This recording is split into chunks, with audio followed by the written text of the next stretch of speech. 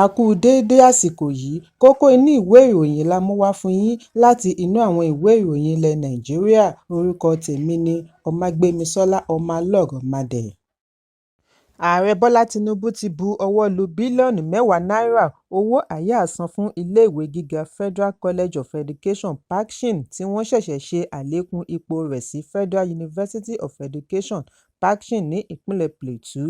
Aṣojú PACSHIN Kanke Kanam ní ẹ̀ka Federal Constituency Yusuf Adamu Gadi ni ó sọ eléyìí di mímọ̀ níbi ìṣíde bí àjọ NUC ṣe lọ ṣe àbẹ̀wò sí ìjọba ìbílẹ̀ PACSHIN ìpínlẹ̀ Plateau.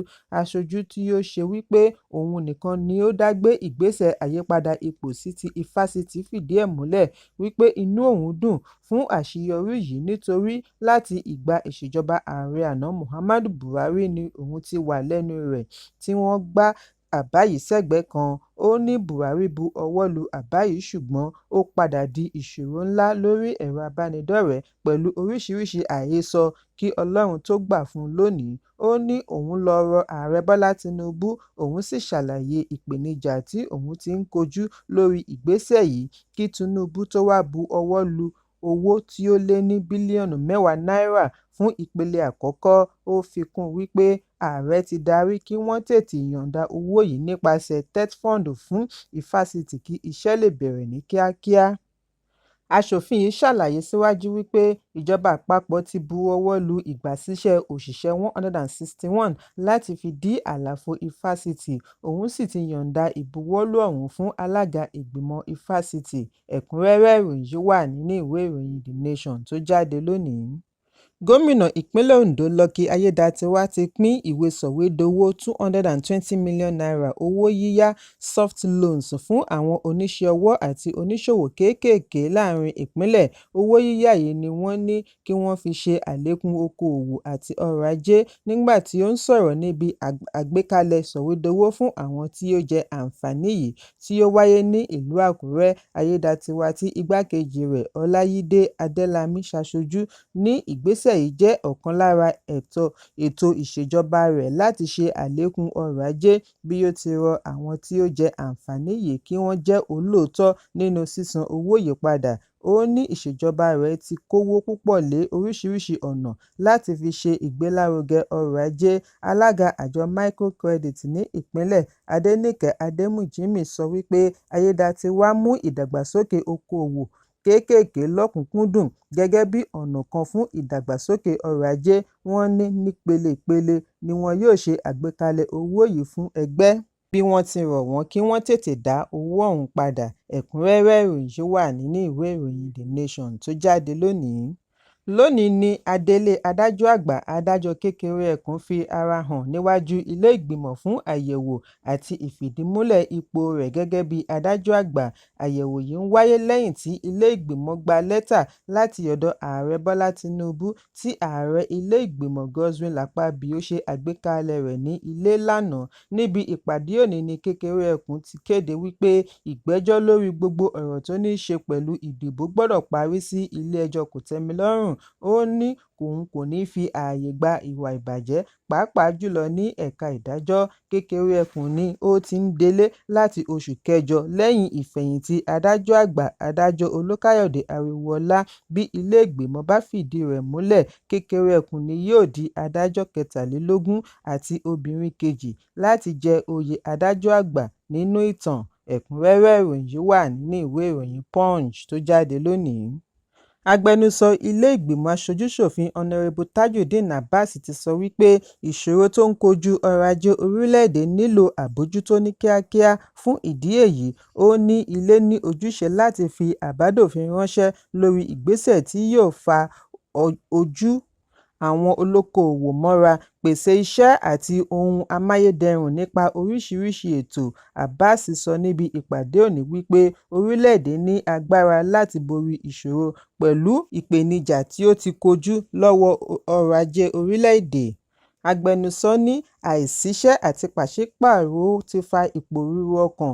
Àjọ ilẹ̀ òkèèrè bíi IMF náà ń rí ìgbìyànjú orílẹ̀-èdè láti wá ọ̀nà àbáyọ ìṣòro ààbò náà ò gbẹ́yìn, pàápàá jùlọ ní ẹkùn àríwá. Ìgbésẹ̀ sì ti ń lọ láti ṣẹ́gun gbogbo ìṣòro wọ̀nyí. Ẹ̀kúnrẹ́rẹ́ ìròyìn yìí wà nínú ìwé ìròyìn This Day tó jáde lónìí.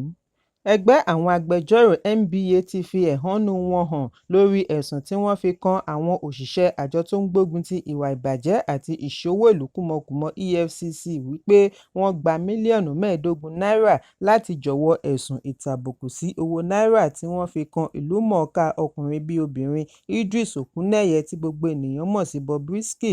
Nínú àtẹ̀jáde láti ọwọ́ ààrẹ NBA Àgbàmọ̀fin Maazị Afam Osigwe, níbi wọ́n ti gbóríyìn fún àjọ EFCC lórí ìgbésẹ̀ oníkíákíá láti ṣe ìwádìí ọ̀rọ̀ ọ̀hún, ni wọ́n tún béèrè fún olùṣèwádìí tó dá dúró láti iléeṣẹ́ agbẹjọ́rò fún ìjọba àpapọ̀, Attorney General of the Federation àti National Security Adviser (NSA).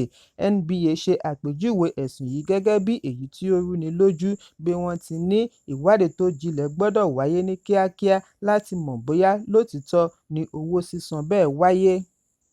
NBA ní ìwádìí yìí ni yóò ṣe àfihàn irúfẹ́ ìwádìí àti ìgbésẹ̀ tí wọ́n fi ń pe ẹ̀sùn sí ilé-ẹjọ́. Wọ́n wá rọ àjọ ọgbà ìwàtúnṣe kí wọ́n dáhùn ẹ̀sùn wípé Bobrisky kò ṣe ẹ̀wọ̀n nínú ọgbà ẹ̀wọ̀n. Bákan náà, kí wọ́n pèsè àlàyé lẹ́kùnrẹ́rẹ́ gbogbo ìgbésẹ̀ tí ó fi sìn nínú ọgbà ẹ̀wọ̀n.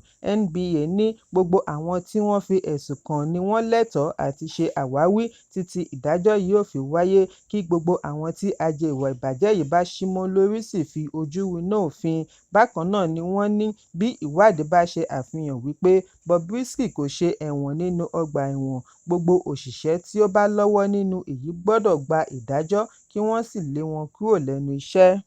Èyí ń wáyé bí olórin tàkasúfèé àti ajàfẹ́tọ̀ọ́ ọmọnìyàn Fọlárìn Fálànà, tí gbogbo ènìyàn mọ̀ sí Falz, ṣe ṣàlàyé wípé Bobrisky kàn sí i fún ìrànlọ́wọ́ owó nígbà tí ó wà nínú ọgbà ẹ̀wọ̀n. Ìròyìn jábọ̀ wípé Bobrisky rí ẹ̀wọ̀n he lẹ́yìn tí ó bẹ̀bẹ̀ wípé òun jẹ̀bi ẹ̀sùn ìtàbùkù sí owó náírà tí àjọ EFCC fi kàn án kí ó tó gba ìyọ̀ǹda ní ọjọ́ 5 oṣù kẹjọ ọdún 2024. Lánàá ọjọ́ Ìṣẹ́gun ni ìlúmọ̀ọ́ká orí ẹ̀rọ abánidọ́rẹ̀ẹ́ VeryDarkMan tú àṣírí àkàálẹ̀ ohun Bobrisky.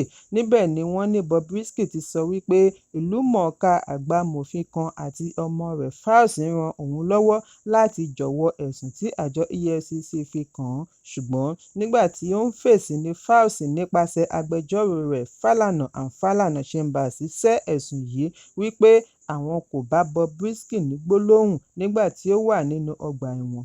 Ó ní Bobrisky kàn béèrè fún ìrànlọ́wọ́ owó mílíọ̀nù 3 náírà láti san fún àwọn òṣìṣẹ́ ìjọba kí òun lè ní àǹfààní àti dúró sí ọgbà tí wọ́n ṣe fún àwọn èèyàn pàtàkì VIP section ọgbà ìwàtúnṣe.